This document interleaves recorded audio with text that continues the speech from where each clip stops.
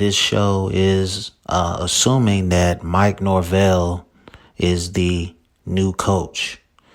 So we're definitely going to go in depth with that coaching hire and what he needs to do to turn this thing around and make it a winner again.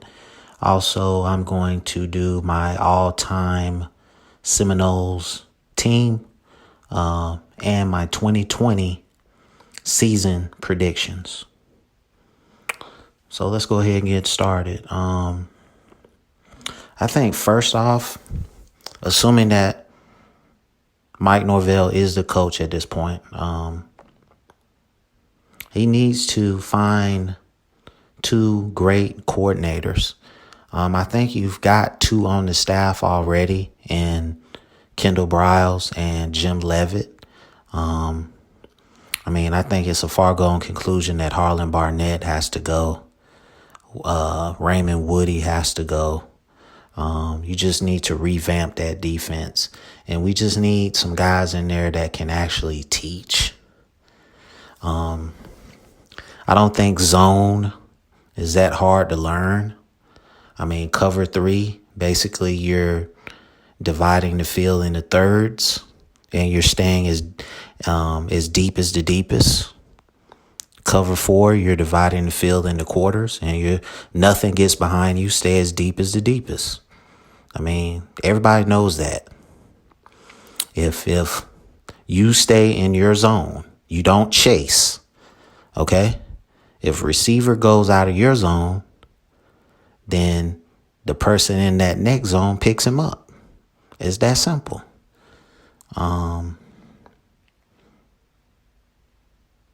So we need some better teachers as far as defense goes. I think the offensive staff is pretty good with Briles and Dugans and Telly Lockett and Randy Clements. I think you got a nice group right there. But defensively, we need an overhaul. Strength and conditioning. I know I've touched on this on other episodes. You need to go find the best strength and conditioning guy available. At the very least, going into next season, at the very least, I want Florida State to be the most well-conditioned team in the country. That goal is attainable. We don't have to be the best team in the country. Okay? That's reaching for the stars in 9 months. But we can be the most well-conditioned team in the country in 9 months. Financial backing from administration, and boosters. You've taken a cheap approach to the football program, and part of that was Bobby Bowden had tremendous success throughout his career at Florida State with very minimal financial support from the administration and the boosters. But you can't. This is a different era of college football. You have to put in maximum funds to get maximum results.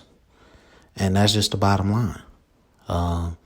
You can't do this thing cheap anymore. If you want to be in the playoff year in and year out, if you want to win 10, 11 games year in and year out, if you want to get the best recruits, you got to do it on the field. You got to have a competent head coach. You got to do it on the field. And like I've said on previous episodes, you have to bring the bag. And what's the bag? The bag is a bag full of $100 bills for the recruit. Let's face it, this has been going on in college football forever. It's just more money involved now. Standalone football facility needs to be built ASAP with a modern strength and conditioning center. We already touched on strength and conditioning. Okay, this is where football is going. Recruits want to play football at a place, and they want to be able to go to their own facility. This started about 4 or 5 years ago. And Jimbo saw it coming. He tried to get out in front of it. And, to his dismay, they wouldn't build it for him. And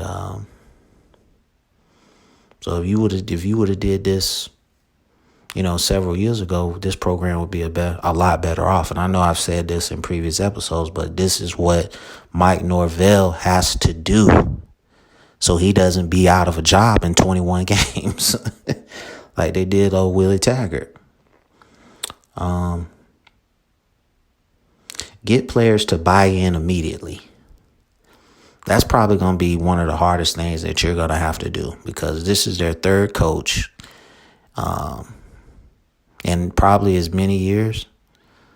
So it's going to be hard to get them to buy in. That's why if I was Mike Norvell, and I would try to keep most of the coaches that are on this staff around, because they know the players, and you're not going to be able to relate right off the bat.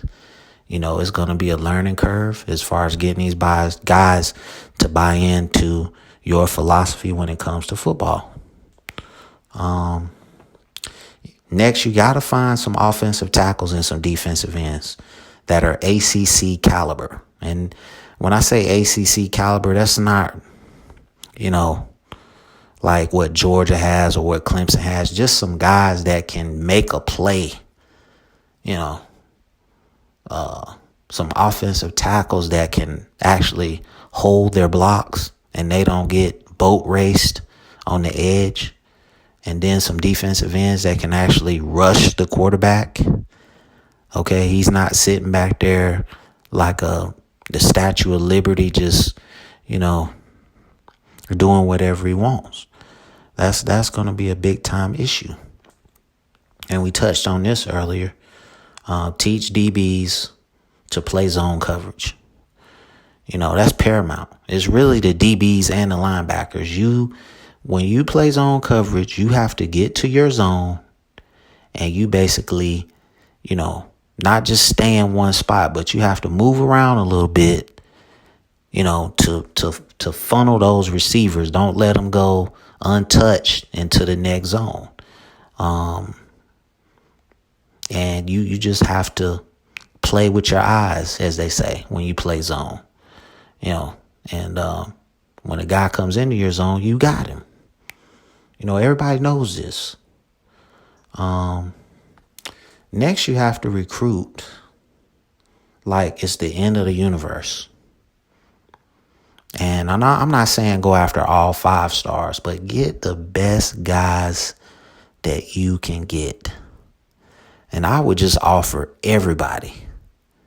And just, you have to get your recruiting department up to par with the other recruiting departments in the country.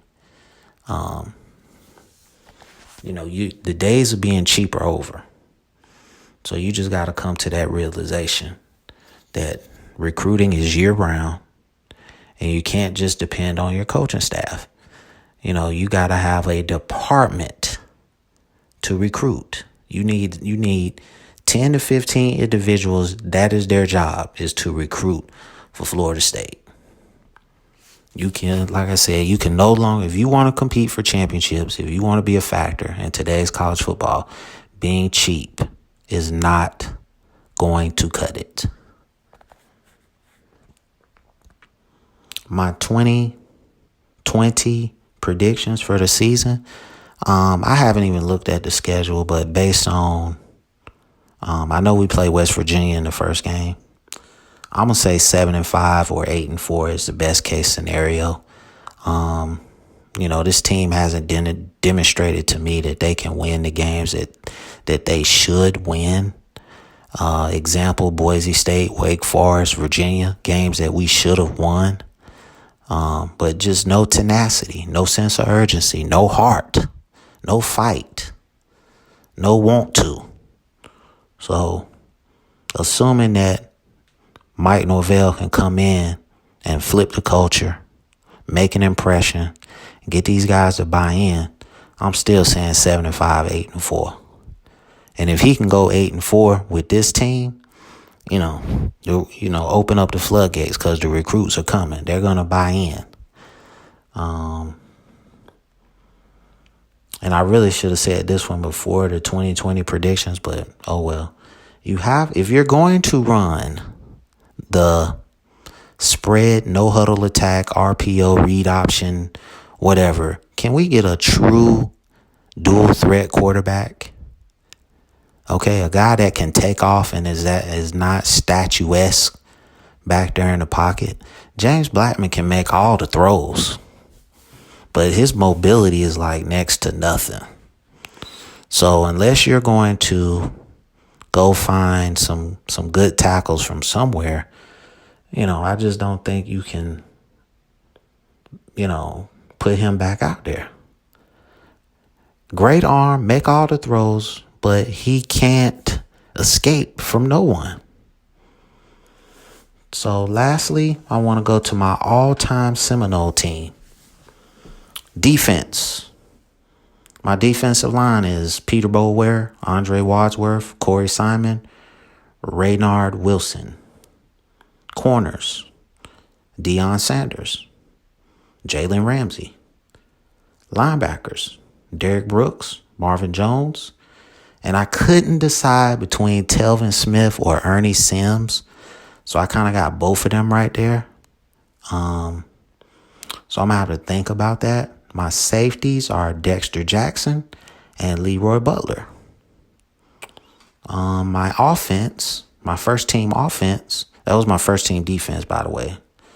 My first team defense is, I didn't really have any backups for my offensive line. So Walter Jones, Rodney Hudson, Clay Shiver, Cam Irving, Trey Thomas. Tight end, of course, is Nick O'Leary. Wide receivers, Peter Warwick, Rashard Green. Quarterback, Charlie Ward.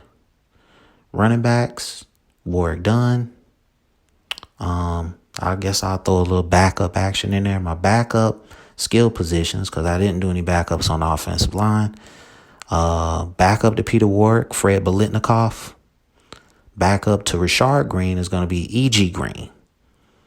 Backup tight end is Lonnie Johnson. Backup quarterback is going to be Jameis Winston and Chris Winkie. Backup running backs, I would go with Dalvin Cook, of course, Travis Minor, and Amp Lee. Backup defense, my defensive line, I went with DeMarcus Walker, Broderick Bunkley, Timmy Jernigan, and I couldn't really think of a backup defensive end for Raynard Wilson. Backup corners, Terrell Buckley, Corey Sawyer. Backup safeties, Greg Reed, LaMarcus Joyner. My kicker would be Sebastian Janikowski. My backup kicker would be Scott Bentley. Kickoff and punt returns, I got to go with Tamark Van Oefen. So that's my all-time team, man. You want to argue about it? Say something in the comments. I just got approved for Apple Podcasts. So please rate, review, subscribe. It really helps the podcast. This thing is taking off way faster than I thought it would. But I do appreciate the support on YouTube, on Apple Podcasts, on Spotify. And I'm just going to keep this content coming, man.